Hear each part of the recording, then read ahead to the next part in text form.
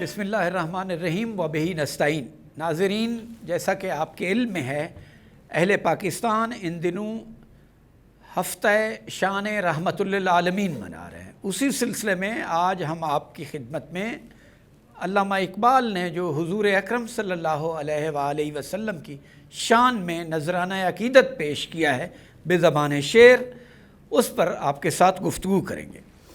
آپ کو معلوم ہے کہ علامہ محمد اقبال کو اگر کوئی ایک نام دیں، ہم ان کو کوئی ایک عنوان دیں تو ان کا عنوان ہے وہ سچے عاشق رسول تھے۔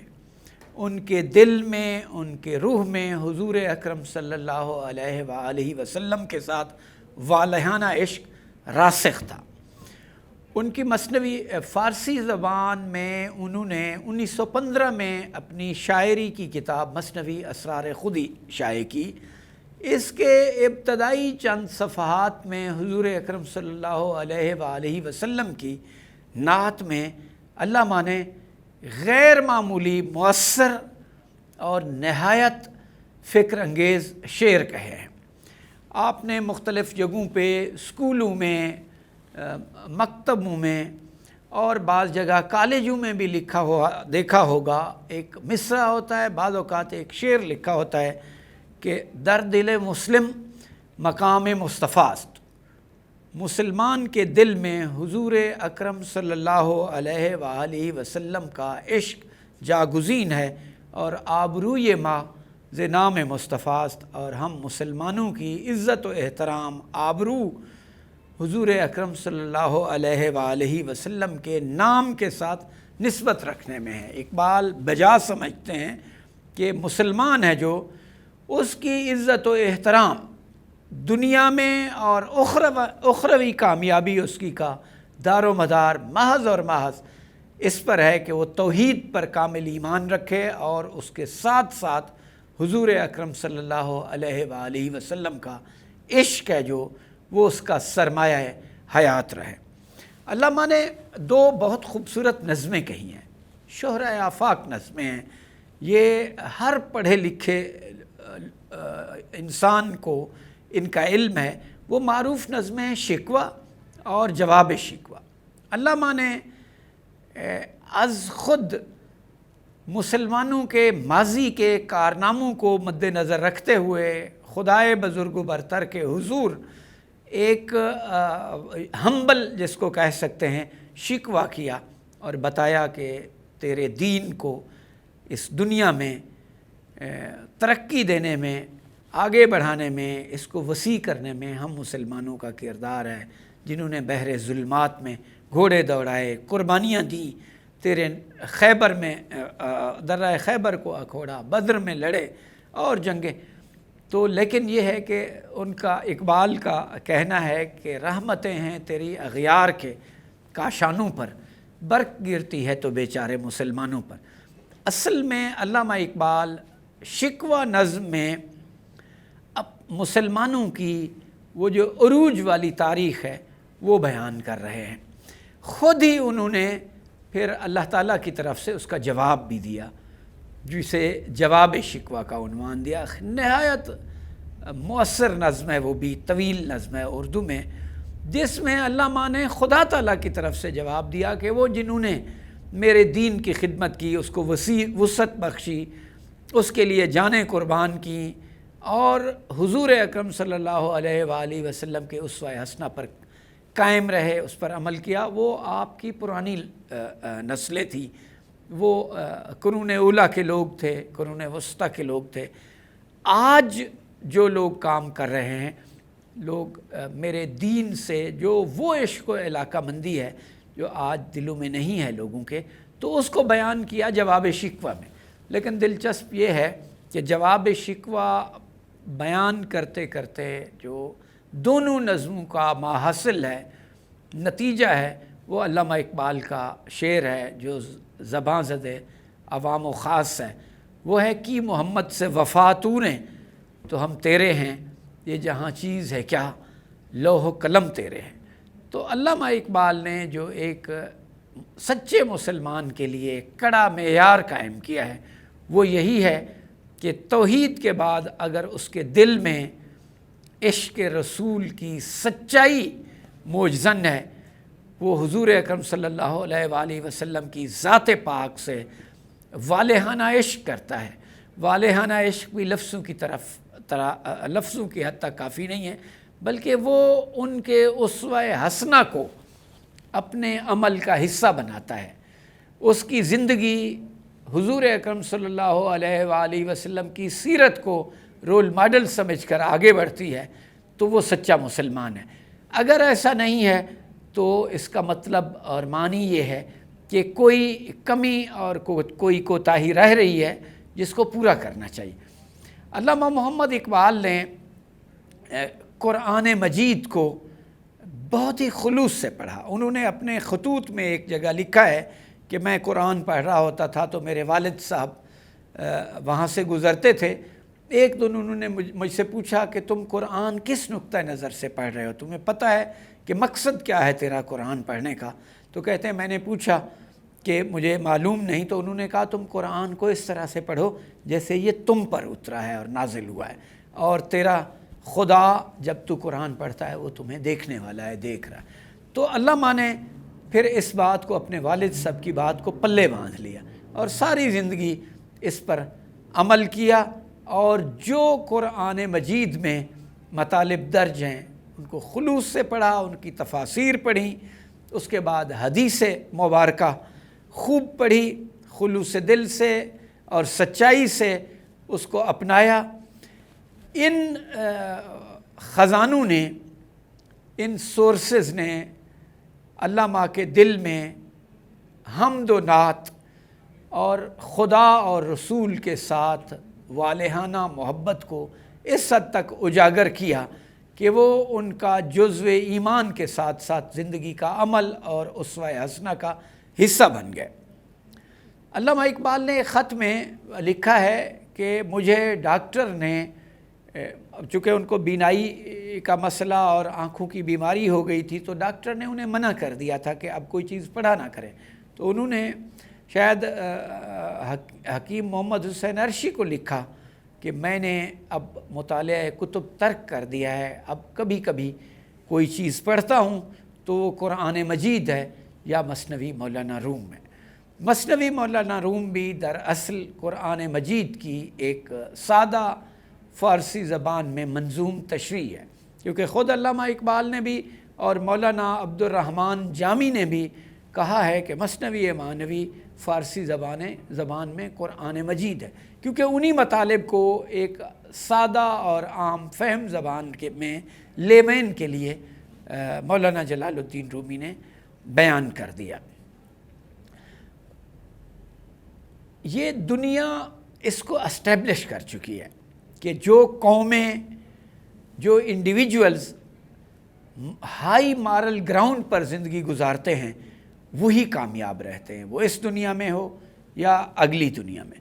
تو علامہ نے چونکہ خلوص دل سے، جیسے میں نے پہلے کہا کہ قرآن مجید پڑھتے ہوئے بھی انہوں نے کہا کہ وہ بہت سے محققین نے اس بات پر اتفاق کیا ہے کہ علامہ محمد اقبال جب قرآن مجید کی قرأت اور تلاوت کرتے تھے تو ان کی آنکھوں سے اتنے آنسو بہتے تھے کہ بعض اوقات قرآن مجید کے اوراق گیلے ہو جاتے، تر ہو جاتے، ان کو خشک کرنا پڑتا۔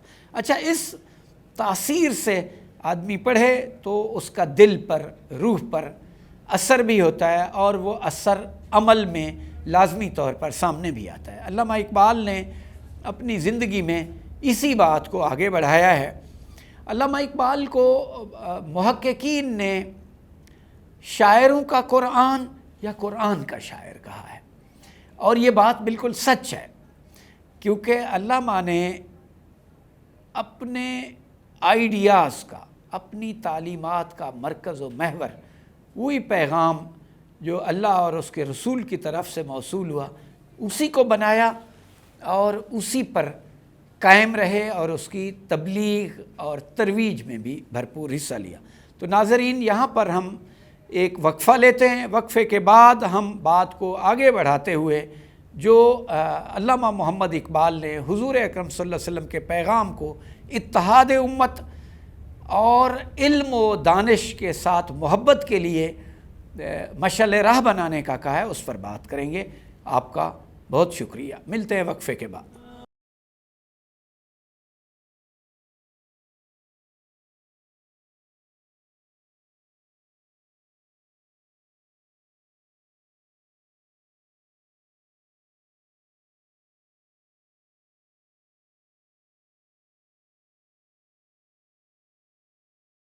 ناظرین، جہاں ہم نے بات چھوڑی تھی وہیں سے پھر شروع کرتے ہیں۔ آپ کو معلوم ہی ہے کہ آج ہمارا موضوع شان رحمت للعالمین، اس حوالے سے ہفتہ منایا جا رہا ہے۔ تو حضور اکرم صلی اللہ علیہ وسلم کو علامہ اقبال نے جس والہانہ انداز میں خراج تحسین پیش کیا ہے، اس کی وقت کی ضرورت ہے کہ وہ ہم اپنی نوجوان نسل تک پہنچائیں، کیونکہ اپنے اصل اور مرکز اور منبع فیوز و برکات ہیں جو، ان سے کٹ کر ہم رہیں گے تو ہم اپنی ترقی کی راہیں مسدود کر دیں گے۔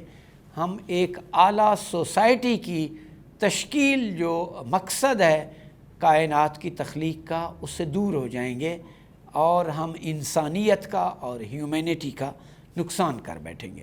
تو میں یہ بات کر رہا تھا کہ علامہ محمد اقبال نے جو سرچشمہ فیض ان کے رہے اپنی لرننگ میں، سیکھنے میں، وہ قرآن، حدیث مبارکہ، صوفیہ اور علماء اور قرون اولیٰ کے عظیم مسلمانوں کا اسوہ اور زندگی کا عملی نمونہ سامنے رہا۔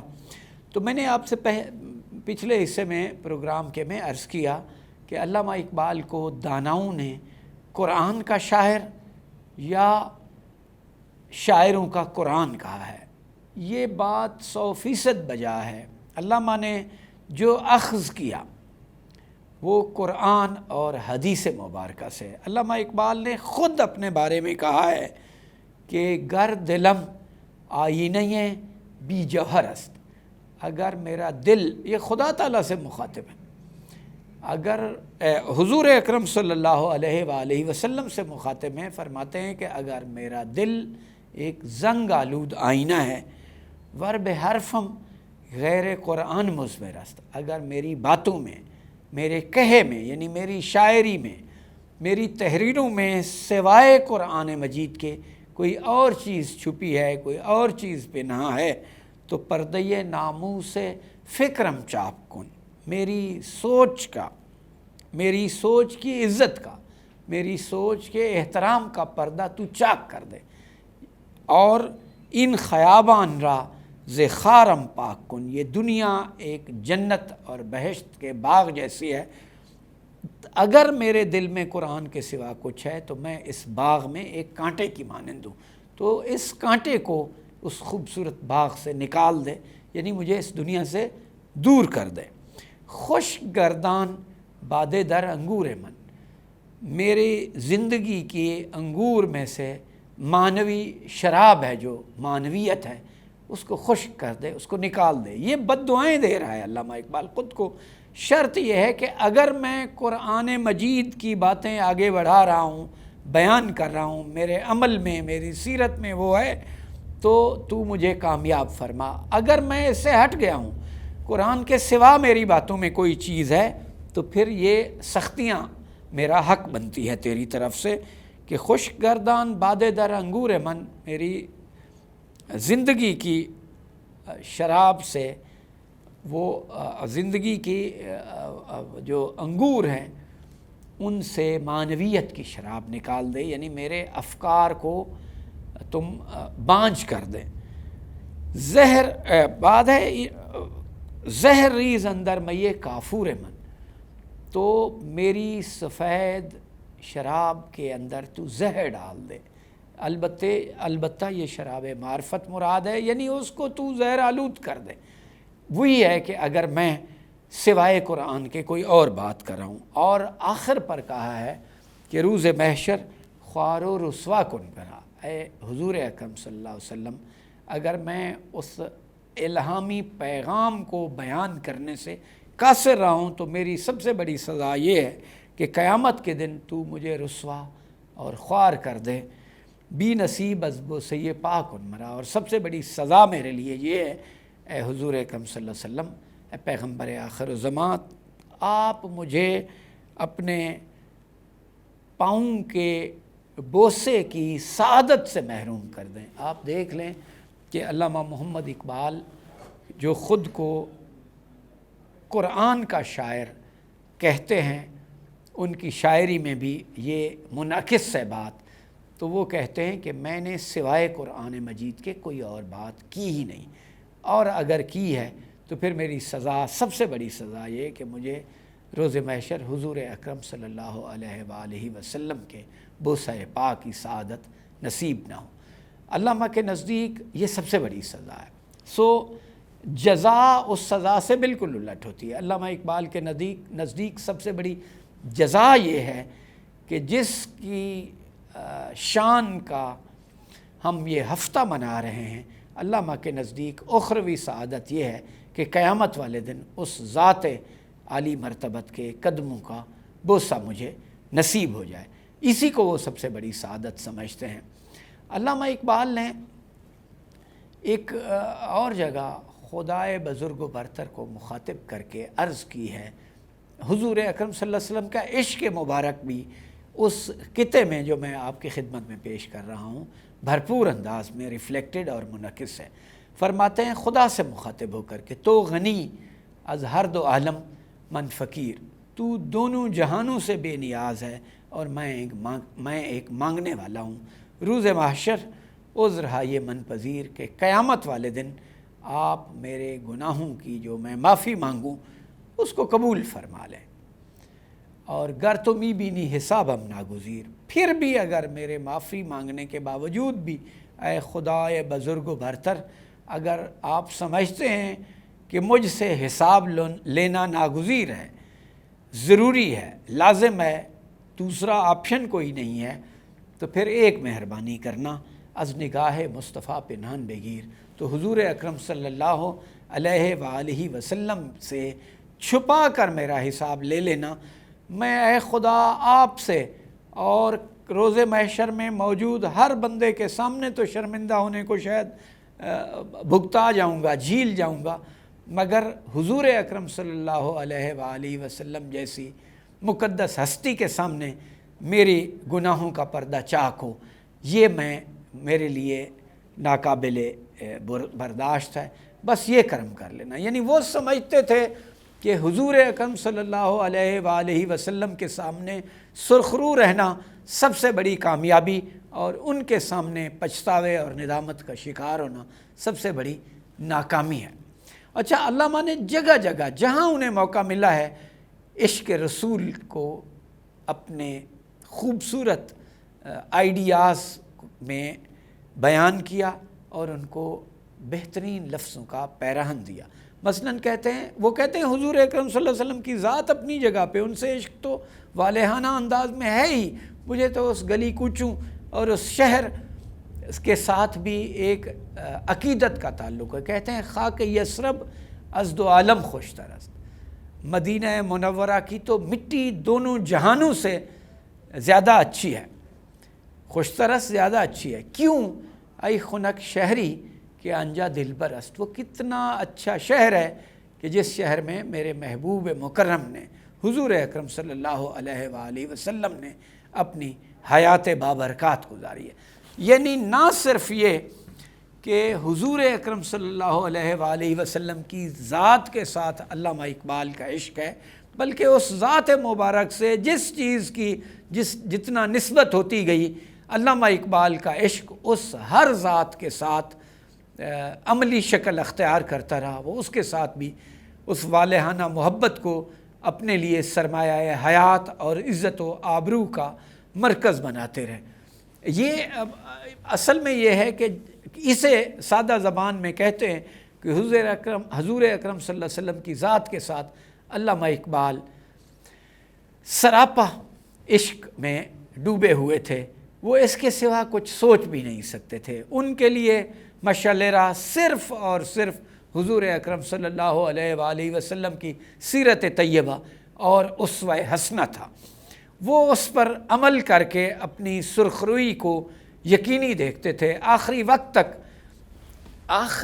تک وہ اسی بات کی ترویج کرتے رہے اور تبلیغ کرتے. ناظرین، یہاں وقفے کا وقت ہو گیا ہے، ہم وقفہ لیتے ہیں اور اس کے بعد اسی بات کو آگے بڑھائیں گے. ہمارے ساتھ رہیے گا.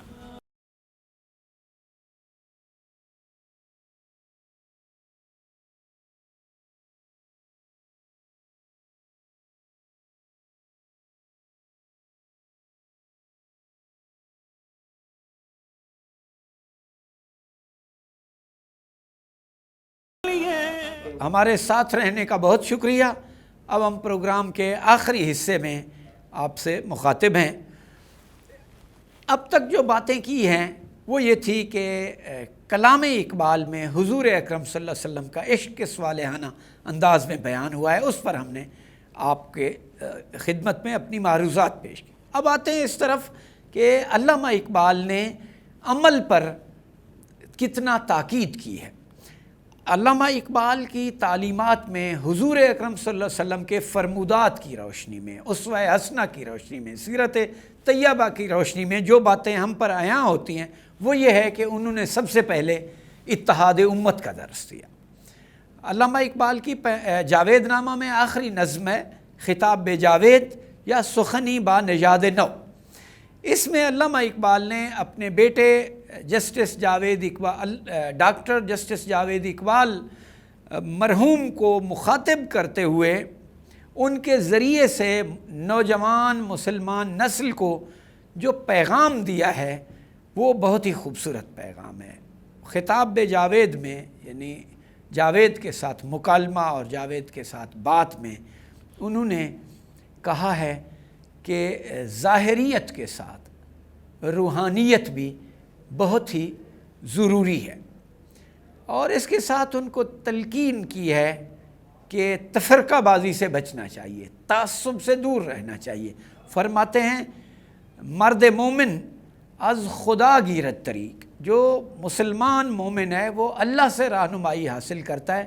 می شود بر کافر و مومن شفیق، وہ مومن اور کافر پر شفقت کرتا ہے. یعنی علامہ نے نوجوانوں کو بتایا ہے کہ ایک تو تفرقہ بازی سے بچیں، محنت کو اپنا شعار بنائیں، رزق حلال پر یقین رکھیں.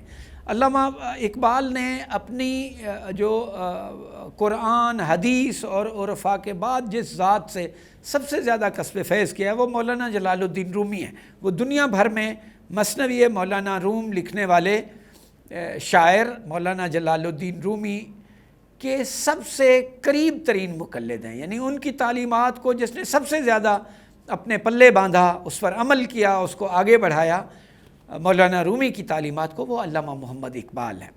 تو علامہ نے وہ ان سے جگہ جگہ کسب فیض کیا ہے، وہ اسلوب کا حوالے سے ہو یا فکر کے حوالے سے ہو. مولانا رومی نے اپنے ملفوظات میں ایک جگہ ایک سوال کا جواب دیتے ہوئے کہا ہے کہ یہ جو نوالا ہے یہ بیج کی طرح ہے.